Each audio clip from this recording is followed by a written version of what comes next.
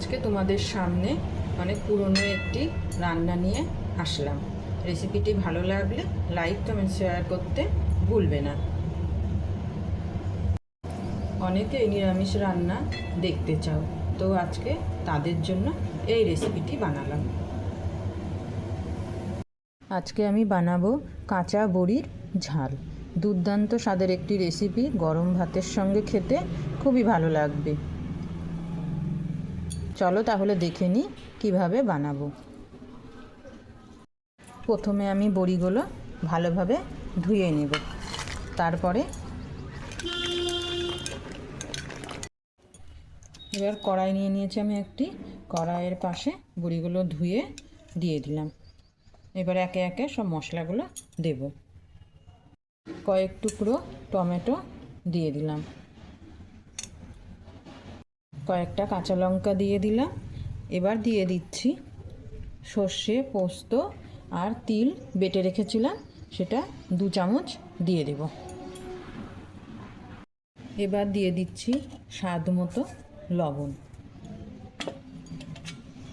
হলুদ দিলাম, আর দিয়ে দিচ্ছি 1/2 চামচ কাশ্মীরি লঙ্কার গুঁড়ো।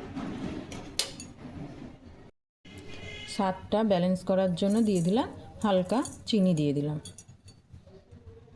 এবার ওপর থেকে দিয়ে দিচ্ছি কাঁচা সর্ষের তেল।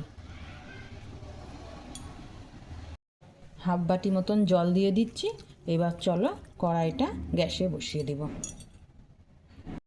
গ্যাসে বসানোর আগে বড়ির সাথে মশলাগুলো ভালো করে মিশিয়ে নিচ্ছি।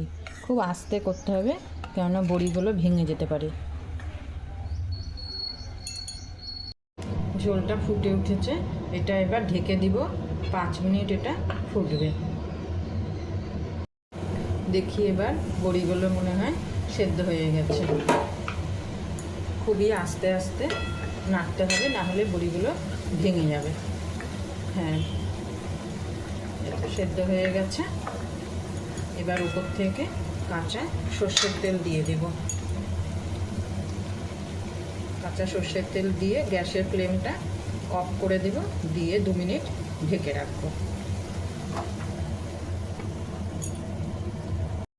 2 মিনিট ঢেকে রাখলাম। আর আমি যে মশলাটা দিয়েছিলাম সর্ষে বাটা, ওর মধ্যে 4টে কাঁচা লঙ্কা দিয়ে বেটে দিয়েছিলাম একেবারে। দেখো এবার রান্নাটা আমাদের পুরো রেডি। বেশি সেদ্ধ করা যাবে না, তাহলে বড়িগুলো ভেঙে যাবে। গরম ভাতের সঙ্গে খেতে হবে খুবই সুস্বাদু খাবার। তোমরা চাইলে এর ওপরে ধনেপাতাও ছিটিয়ে দিতে পারো।